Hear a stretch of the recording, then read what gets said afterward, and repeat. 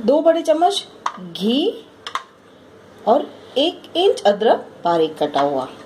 तो चलिए सबसे पहले जो है हम कुकर में ये सब्जियां जो है डाल देंगे। पहले मैं डाल रही हूँ सरसों के पत्ते,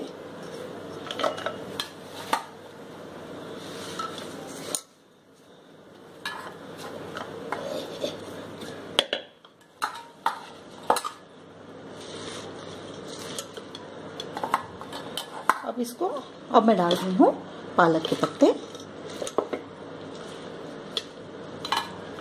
इसमें पानी ऐसे तो मैं नहीं ऐड करने वाली हूँ, क्योंकि ये जो है पत्ते वाली सब्जियां होती है, ये जो खुद ही अपना जो उनका पानी होता है वो छोड़ देती है।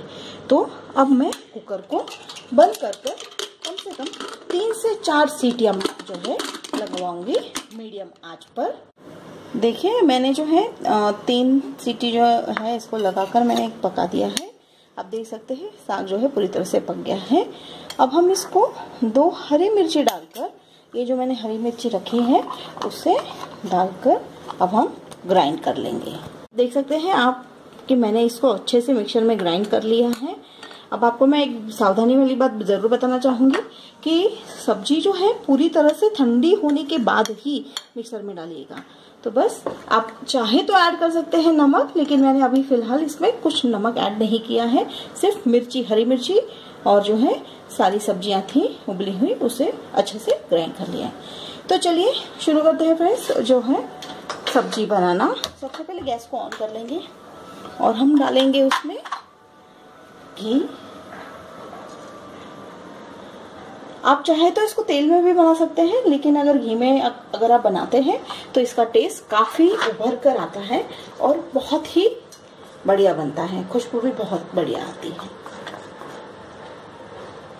तो आप देख सकते हैं ये जो है तेल को गर्म होने देंगे थोड़ी देर के लिए।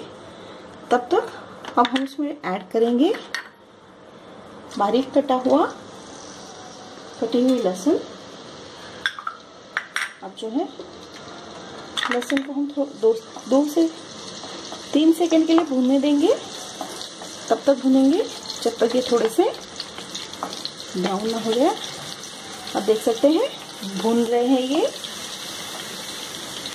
उसके बाद हम ऐड करेंगे बारीक कटा हुआ अदरक। इनको हम 1 से 2 सेकंड के लिए भूनने देंगे। बहुत ही बढ़िया खुशबू आ रही है फ्रेंड्स, देख सकते हैं आप ये हो रहा है। ऐसे ही थोड़ी देर के लिए हाथ हिलाना है जब तक ये थोड़ा सा इसका जो अदरक और जो लहसुन है उसकी जो कच्ची खुशबू है, जो रहता है ना कच्चा स्मेल, वो चला ना जाए, तब तक इसको पकाना है। बिल्कुल थोड़ा सा हाथ हिलाते रहिए। अब हम इसमें डालेंगे प्याज।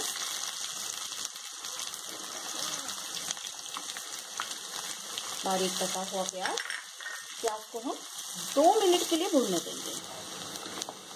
देखिए फ्रेंड्स 2 मिनट तक जो है मैंने प्याज को अच्छे से भून लिया है मीडियम आंच पर। अब हम इसमें डालेंगे टमाटर, और टमाटर को भी तब तक भूनेंगे, बिल्कुल वैसे ही भुनेंगे जैसे हमने अभी प्याज को भुना था, यानी पकने तक कम से कम 1 से 2 मिनट। तो फ्रेंड देखिए जो है टमाटर भी है अच्छे से पक गए हैं। अब हम इसमें ऐड करेंगे 1-2 चम्मच हल्दी पाउडर, हींग, गरम मसाला, ये जो है मिर्ची पाउडर, लाल मिर्च पाउडर और नमक। ये मैं पूरा डाल रही हूँ क्योंकि मैंने जो है सब्जी उबालते समय उसमें बिल्कुल भी नमक नहीं डाला था। अब इसको अच्छे से मिक्स कर लेंगे, तब तक पकाएंगे जब तक कि ये जो है कढ़ाई में फिर से तेल छोड़ने नहीं लगता, यानी कम से कम 1 मिनट तक हम पकाएंगे इसको। आप देख सकते हैं सब्जी जो है पक चुकी है पूरी तरह से, और ये जो है कढ़ाई में जो है तेल छोड़ रही है, आप देख सकते हैं। तो अब हम इसमें ऐड करेंगे जो हमने प्योरी बना के रखी है हरी सब्जियों की, उसको अच्छे से ऐड कर देंगे।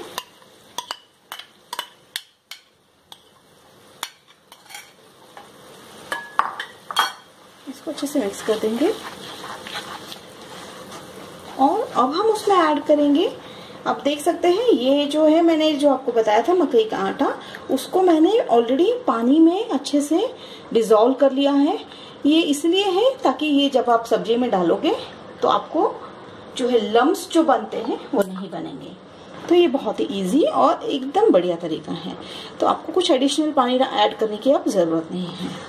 तो अब जो है अच्छे से हम मीडियम आंच पे इसको अच्छे से हिला लेते हैं और सब्जी को 3 मिनट तक पकने देते हैं। सकते हैं सब्जी जो है काफी हद तक गाढ़ी हो गई है। आप चाहे तो इससे ज्यादा भी गाढ़ी कर सकते हैं। मैं कम से कम 3 मिनट तक इसको मैं चला रही हूँ, मीडियम आंच पे पकाया है मैंने। जैसे मैंने कहा अगर आपको और गाढ़ा चाहिए तो आप और 1 से 2 मिनट तक इसको मीडियम आंच पे बिल्कुल हाथ जो है चलाते हुए पका सकते हैं। तो चलिए अब हम इसे सर्विंग बाउल में सर्व करते हैं। तो देखिए फ्रेंड्स, ये है तैयार हो गई है सरसों के साग की सब्जी। अब इसे हम गार्निश कर देंगे। मैंने अदरक को लंबे लंबे जूलियंस में काट लिया है। आप ऐसे प्याज के रिंग बनाकर भी उसे सजा सकते हैं।